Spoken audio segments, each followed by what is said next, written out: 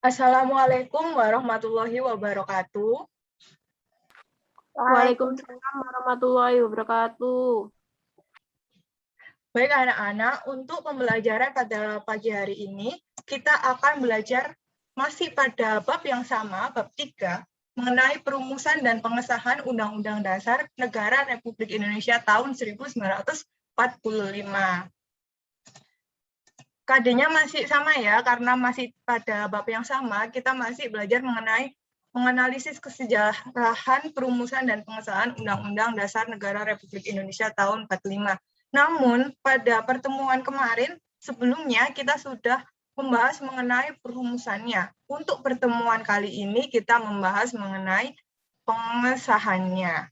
Kalau perumusan cuma merumuskan ya anak-anak, sedangkan pengesahan itu sudah diresmikan seperti itu. Tujuan pembelajaran pada pertemuan kali ini dengan ditampilkan PowerPoint dan juga gambar, peserta didik mampu menjelaskan pengesahan UUD NRI tahun 1945. Langsung saja ya. Ini dia pengesahan UUD NRI tahun 1945. Nah, ada sebuah gambar, coba kalian diamati. Sekarang Ibu tanya, pada gambar ini ada siapa? Silahkan yang ingin raise hand. Iya, Rina, terima kasih. Insinyur Soekarno, iya benar. Itu yang sedang membaca adalah Insinyur Soekarno. Sedang melakukan kegiatan apa? Proklamasi. Iya, benar sekali. Makasih ya, Rina. Jadi benar, ini Insinyur Soekarno sedang membacakan proklamasi. Proklamasi tanggal berapa? 17 Agustus 1945. Jadi bayangkan setelah kita dijajah selama itu, akhirnya pada tanggal 17 Agustus ini Indonesia telah mencapai kemerdekaannya. Keren nggak? Benar ya, ini gambar proklamasi. Lantas tanggal 18-nya, apa yang dilakukan? Nah, tanggal 18 ini langsung gercep nih, The Founding Father.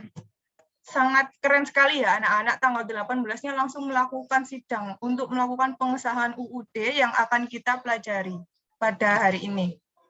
Lantas siapa sih yang melakukan sidang yang mengesahkan UUD pada tanggal 18 Agustus ini? Siapa? Mas Ilham mau bicara? Iya, silakan. BPUPKI? Salah, Mas. Pasti belum baca buku ya ini. Siapa yang ingin menjawab lainnya?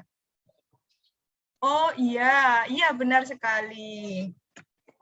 Iya, iya benar Mbak. Nah ini Mbak Putri menjawab yang mengesahkan adalah BPKI. Benar sekali. Lantas kenapa nih bukan BPUPKI lagi? Kenapa sekarang harus BPKI yang mengesahkan? Kenapa enggak BPUPKI?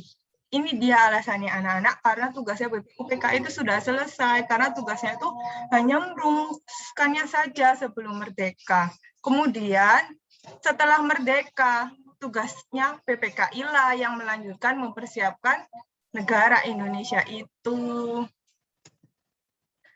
Untuk menghayati suasana sidang pada tanggal 18 ini, Ibu mohon partisipasi dari kalian untuk membaca. Ini adalah risalah sidang PPKI ya anak-anak. Silakan yang ingin membaca. Mbak Risma mungkin.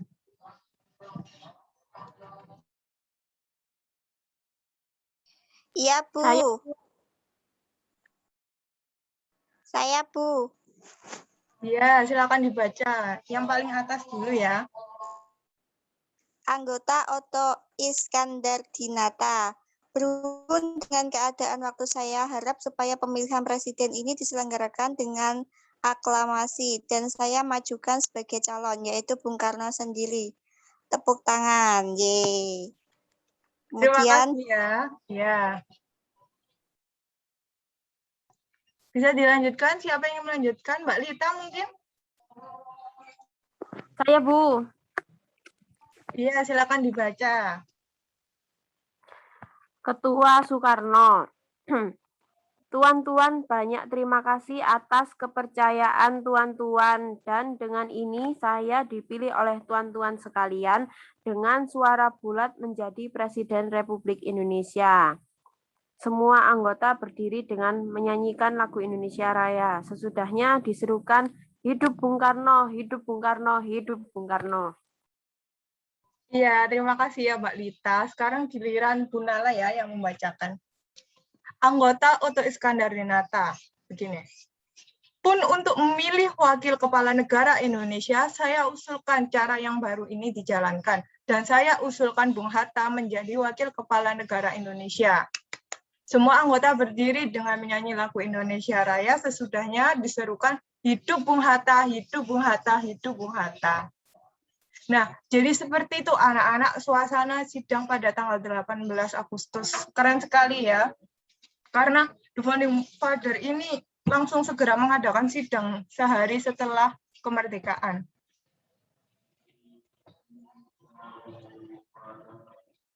Nah, lantas apa yang dilakukan pada sidang pertama ini? Ada 3 hasil sidang.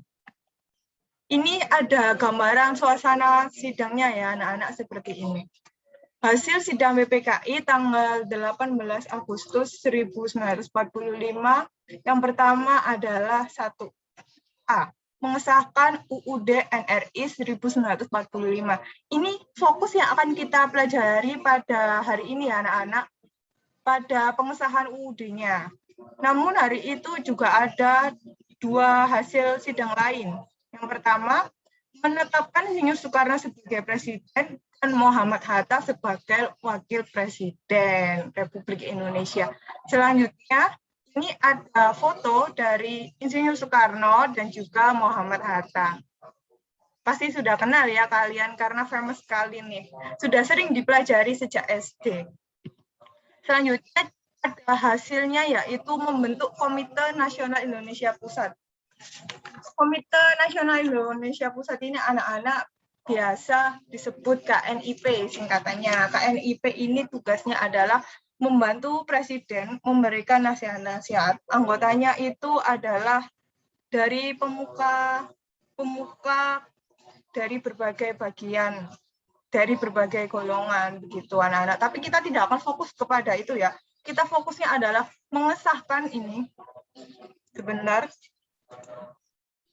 Mengesahkan UUD NRI-nya pada bab 3 ini. Pada mengesahkan UUD-nya ini tidak hanya mengesahkan saja anak-anak. Jadi sebelum disahkan itu diadakan perubahan. Apa saja perubahannya? Baik, Ibu jelaskan ya. Ini dia, ada perubahannya ya. Pada sidang PPKI tanggal 18 ini ada perubahan sebelum disahkannya UUD, yaitu pada naskah Piagam Jakarta dan juga rancangan batang tubuhnya. 4 perubahan tersebut sebagai berikut. Yang pertama, kata mukadimah diganti dengan kata pembukaan. Kenapa diganti? Karena kata mukadimah itu berasal dari bahasa Arab, serapan dari bahasa Arab, mukadimah. Artinya juga sama, pembukaan, kata pengantar, seperti itu. Tapi diganti menjadi kata pembukaan agar lebih Indonesia lagi. Selanjutnya, ini saling berhubungan ya anak-anak. Sila pertama, pasal 6 dan juga pasal 28. Kenapa diganti? Diganti ini karena adanya usulan pendapat dari pemuka masyarakat Indonesia bagian timur.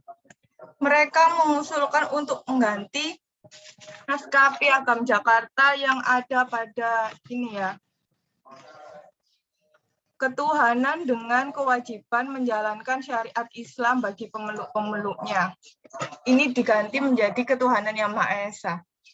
Nah, hebatnya lagi anak-anak, Insinyur Soekarno dan Muhammad Hatta yang mendengar pendapat itu, mereka malah berkeinginan untuk memusyawarahkannya diganti dan menerima pendapat dari Indonesia bagian timur itu anak-anak. Mereka menyadari bahwa ini tuh salah. Lalu mereka mengadakan musyawarah dengan 4 tokoh Islam lain. Di sini ada Ki Bagus Hadikusumo, ada Wahid Hasyim, ada Mr. Kasman Singodimejo, lalu juga ada Mr. Tengku Muhammad Hasan.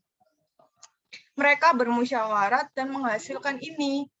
Yang sekarang ini, sila pertama Pancasila ini, pasal 6 dan juga pasal 28 ini anak-anak. Jadi keren banget enggak tuh? The Founding Father bahkan menunjukkan nilai toleransinya, karena beliau-beliau ini juga sadar bahwa Indonesia itu sebenarnya multikultural, tidak hanya agamanya saja yang hanya agama Islam, tapi juga ada agama-agama lain dan juga kepercayaan lain. Maka dari itu diganti. Kalian kenalnya Pancasila yang sila pertama adalah ketuhanan yang Maha Esa. Namun sebelumnya itu ini anak-anak. Ini sebentar. Ini. Ketuhanan dengan kewajiban menjalankan syariat Islam bagi pemeluk-pemeluknya. Diganti menjadi ketuhanan yang Maha Esa. Untuk menghormati agama-agama yang lain. Pasal 6 ini itu juga diganti. Diganti dari presiden ialah orang Indonesia asli yang beragama Islam, diganti menjadi presiden ialah orang Indonesia asli. Karena setiap orang yang merupakan warga negara Indonesia itu berhak menjadi presiden, bukan hanya orang Islam saja yang berhak menjadi presiden. Semua bisa menjadi presiden asal merupakan warga negara Indonesia asli. Ini selanjutnya ada pasal 28, bunyinya, negara berdasar atas ketuhanan dengan kewajiban menjalankan syariat Islam bagi pemeluk-pemeluknya. Diganti menjadi pasal 28, pasal 29 ini jadi negara berdasarkan atas ketuhanan yang Maha Esa. Keren ya, pada masa itu, Founding Father itu toleransinya bagus banget, nggak kayak zaman kita sekarang ini, apa-apa langsung konflik. Seperti itu. Sekian pertemuan kita pada hari ini pembahasannya. Apakah ada yang ingin ditanyakan anak-anak? Atau ada yang tidak jelas dari yang sudah Ibu jelaskan? Silakan on mic. Tidak ada, sudah jelas semua. Baik, kalau begitu ada yang ingin bertanya atau mengungkapkan pendapat? Mari kita berdiskusi bersama-sama. Silahkan yang ingin diskusi mengenai sidang tanggal 18 ini oleh PPKI. Tidak ada? Baik, Tidak ada, Bu. Ya, terima kasih. Baik, kalau tidak ada pembahasan pada hari ini, Ibu tutup terlebih dahulu. Wassalamualaikum warahmatullahi wabarakatuh. Waalaikumsalam warahmatullahi wabarakatuh. Terima kasih, Bu.